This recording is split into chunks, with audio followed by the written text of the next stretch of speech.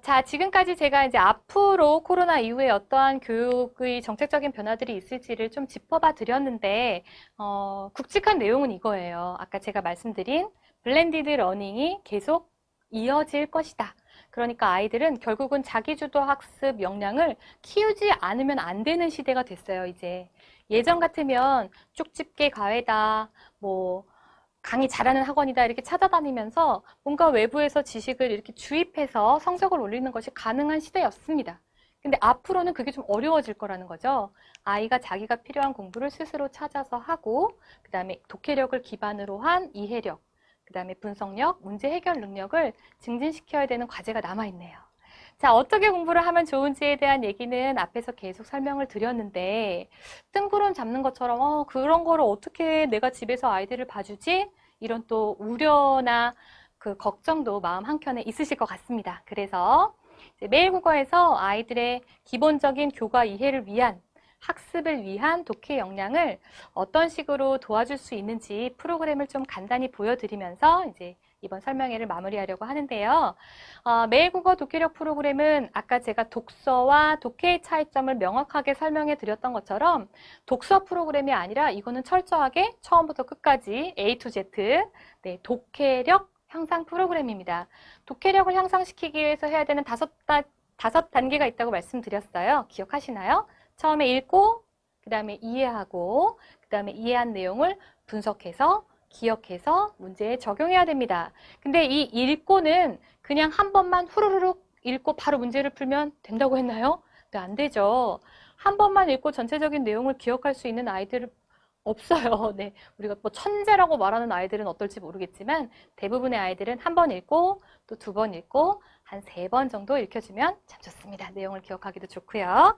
자, 그래서 일단 초등부는 교과서 트레이닝으로 독해력 훈련을 할 거고요. 중학교 아이들은 이제 어쨌든 우리가 아이들이 최초로 관문을 진입해야 되는 것은 입시니까 네, 대학 입시에 맞춰서 또 충분한 독해 역량을 키울 수 있도록 비문학 지문으로 구성이 되어 있습니다. 초등부 먼저 핵심만 제가 간단히 짚어드릴게요. 자, 초등에서 가장 중요한 것, 독해력에서 가장 중요한 것, 무엇을 읽기 전에 꼭 해야 되는 것은 바로 단어, 어휘 공부입니다. 우리가 수학에서 수학 개념이 중요해 라고 말하는 것처럼 국어의 개념은 어휘력이에요. 어휘를 모르면 그 글의 내용을 이해할 수가 없죠. 엉뚱하게 이해를 해버리거나 아니면 아예 읽지 못하는 사태가 발생됩니다. 특히나 초등학교 3학년 아이들 같은 경우는 그동안 지금까지 계속 구어체로만 말을 하다가 처음으로 이제 문어체 교재들을 보게 되는 학년이잖아요. 3학년. 이것은 뭐랑 같냐면 사실 그냥 외국어 같은 거예요. 똑같이 한글이지만 책에 긴 문장으로 되어 있는 문어체의 글을 처음 접하는 2학년이나 3학년 아이들은 이것이 마치 외국어를 공부하는 것과 같은 어려움을 느끼기도 합니다. 그래서 반드시 어휘에 대한 공부가 선행이 되어야 되는데요. 이 어휘를 먼저 하고 그 다음에 읽기를 해보도록 할게요. 자, 어휘 공부는 이렇게 이루어집니다. 교과서 내용 중에서 오늘 읽을 내용에 포함이 되어 있는 단어를 아이한테 먼저 보여주고요. 그 다음에 무조건적으로 이거 다 해! 이게 아니라 아이들의 메타 인지를 계속 꾸준히 향상시켜주기 위해서 아는 단어랑 모르는 단어를 구분하는 순서를 넣어놨어요. 그러니까 아이가 내가 아는지 모르는지를 먼저 한번 체크해보고 거기서 모르는 단어만 선별해서 공부를 할 수 있도록 그렇게 구성을 했습니다. 자, 몰라요라고 고른 단어들은 단어 카드를 보면서 넘겨가면서 읽으면서 뜻이랑 의미랑 예문을 공부하게 되고요. 여기서 이제 단어 노트를 써주시면 더 좋죠. 네, 저희가 또 워크북이 준비되어 있어서 이 단어는 또 쓰기까지 같이 결합을 할 수도 있습니다. 온라인으로만 할 수도 있지만요.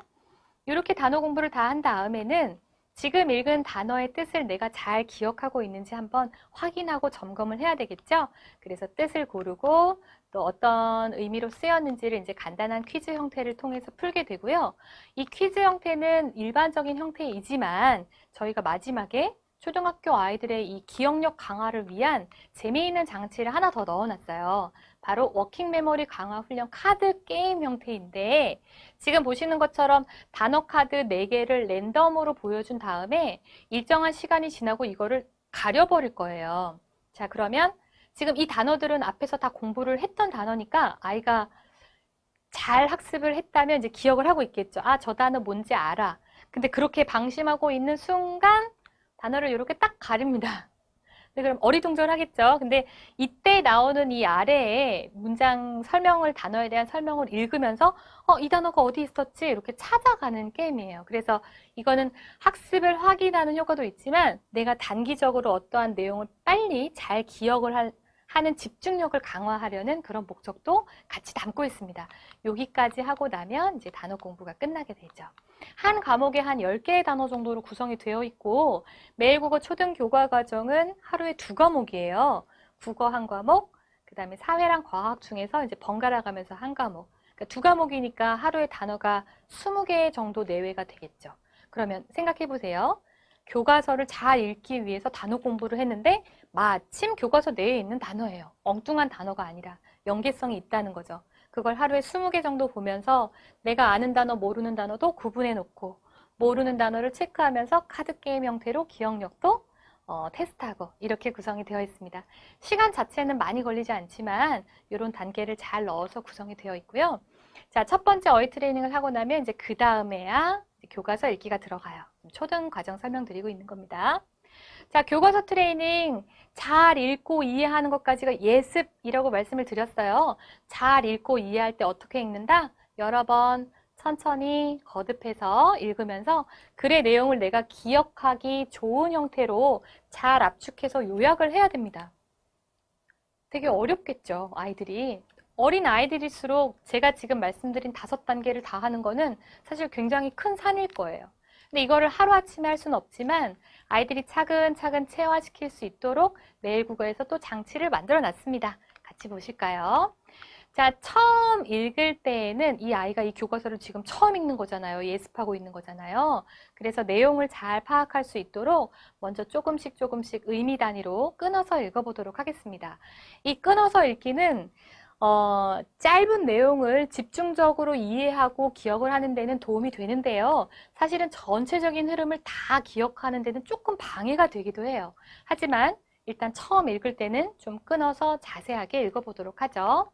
자, 의미 단위 읽기는 이렇게 나옵니다. 화면 구성이. 아무것도 안 나오고 그냥 넘기지 못하게 아이들이 클릭을 이렇게 하면서 의미 단위로 글자가 나와요. 그래서 처음에 읽을 때는 좀 소리를 내서 음독을 하는 방법도 굉장히 좋습니다. 내가 말을 해서 읽은 소리를 내 귀로 청각이 이렇게 한번 로테이션해서 들을 때 또 활성화되는 뇌의 영역이 있다고 하거든요. 그래서 소리 내서 한번 읽어보면서 전체적으로 자세하게 내용을 읽어보고요. 이게 1단계. 자, 첫 번째 천천히 읽기에서는 아무런 문제도 아이한테 주지 않습니다. 잘 읽었어? 끝. 자, 그런데 한 번만 읽고 말 게 아니라 이제 두 번째 읽어보죠. 아까 제가 천천히 바르게 읽기에서 5번 회독을 말씀을 드렸는데 우리 5번까지는 다 못하더라도 3번까지는 해볼게요. 자, 이 회독 기억하면서 읽기입니다. 자, 아까 전체적인 흐름을 기억하는 데는 조금 방해가 된다고 했잖아요. 끊어서 읽는 방법이. 그래서 이번에는 이렇게 다 일일이 끊어서 읽지는 않고 전체적인 흐름을 쭉 다시 한번 보기 위해서 OX 퀴즈 형태로 지문을 다시 보여줄 거예요. 그래서 아래쪽에 보시면 지금 이 내용에 해당하는 간단한 OX 퀴즈가 있는데 이 내용이 맞는지 틀리는지를 아이가 점검하면서 다시 전체적인 글의 흐름을 읽어봅니다. 이게 두 번째 읽기 과정이에요. 그래서 위에 내용을 보면서 이제 밑에 OX 퀴즈를 풀어보고 기억하고 풀면 더 좋죠. 근데 기억이 다 안 날 수도 있잖아요. 그럴 때는 위에 내용을 다시 한번 찾으면서 이제 OX 퀴즈로 마무리를 해주면 되겠습니다. 자, 2번 읽었네요. 한 번만 더 읽어볼까요? 자, 이번에 읽을 때에는 앞에 지금 2번 읽긴 했지만 또 다시 보여주면서 요약하면서 읽기 훈련을 해보려고 해요. 근데 이 요약하기가 정말 난이도가 높습니다. 네, 일단 줄글로 되어 있는 것을 요약글로 옮기는 이러한 형태의 트레이닝을 할 수 있는 곳이 많지 않아요. 이런 기회 자체가. 국어학원이나 논술학원에서도 사실 이 형태를 아이들한테 일일이 지도하는 것이 좀 한계가 있거든요. 물리적으로는. 근데 실제로 자기주도 학습을 잘 이루기 위해서는 반드시 이 요약하기를 할 수 있어야 돼요. 그래서 매일국어에서 어떻게 했냐? 자, 다시 전체 지문을 보여주는데 이 지문을 요약문의 형태로 고칠 수 있도록, 비교해서 고칠 수 있도록 아예 이 프레임을 만들어 놨고요. 오른쪽에다가. 이 프레임 만들어 놓은 것을 왼쪽에 있는 원문이랑 비교를 하면서 비교하면서 살펴봅니다. 비교하면서. 그럼 이 내용이 어디에 있구나, 이 내용이 어디에 있구나를 살펴보다가 자 보세요. 식물의 구조, 뿌리에 대한 설명이 나와 있죠. 식물이 서 있을 수 있도록 해줌. 식물이 쓰러지지 않도록 지탱함. 근데 이 내용이 사실 어디 다 있는 내용인가요? 원문에 있는 내용입니다. 그래서 비교를 하면서 읽다 보면 중간에 나오는 이런 빈칸 네모가 있는데 이 네모가 있는 이 내용의 글, 이 내용의 요약글이 여기 어디 있겠죠? 이걸 아이가 찾아서 이렇게 클릭을 하면 옆에 있는 빈칸에 자동으로 답이 쏙 들어가죠. 이렇게 쏙 들어갑니다. 자, 그럼 아이가 이제 어떤 형태의 학습을 하게 되냐면 왼쪽에 있는 원문의 지문 한번 보고 다시 오른쪽으로 와서 요약문 한번 보고 가다가 빈칸이 생기면 클릭하고 이렇게 하게 되겠죠. 그래서 자연스럽게 이런 요약문으로 변경을 하는 형태의 학습을 체화할 수 있도록 저희가 장치를 넣어놨죠. 자, 어머님들께서 기억하셔야 될 건 뭐냐면 이거를 아이들이 매일매일 2과목씩 할 수 있다는 거예요. 얼마나 학습적으로 도움이 많이 될까요? 자, 그 다음에 주제를 찾고 나면 이제 두 번째 교과서 트레이닝이 완료가 됩니다. 자, 마지막 문제풀이인데요. 이 문제풀이 역시도 아이가 자기주도 학습을 할 수 있도록 풀이 이후에 자동으로 채점이 되고요. 자, 아까 제가 제일 첫 번째 말씀드렸던 거, 자기주도 학습이라는 게 어디까지? 학습의 계획에서부터, 당연히 학습은 물론 포함이 되고요. 학습의 계획에서부터 학습의 마무리 점검까지를 아이가 다 스스로 온전하게 해내야지만 그게 자기주도 학습이거든요. 나는 문제집 다 푼 다음에 자 엄마 나 다 했으니까 채점해줘. 이게 아니라 결과까지도 내가 스스로 점검하고 부족한 부분을 체크해서 다시 보완하는 것까지 해야 됩니다. 근데 매일 국어에서는 이걸 아이들이 스스로 할 수 있도록 이렇게 풀이하고 난 다음에 자동으로 채점도 할 수 있고요.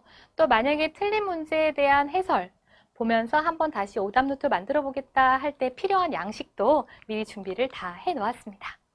자, 초등학교에서 아이들이 국사과를 이렇게 꼼꼼하게 잘 읽어보면서 독해력을 키웠다면 아까 우리 영토 영예 잘 그 사회 교과서 못 읽었던 우리 주희처럼 그렇게 중학교 학습을 구멍이 난 채로 보내지는 아마 않을 거예요. 자, 초등학교 때 교과서 트레이닝으로 잘 학습을 하고 이제 중학교에 올라왔다. 그럼 중학교에서부터는 바로 비문학 트레이닝으로 들어가 보도록 하겠습니다.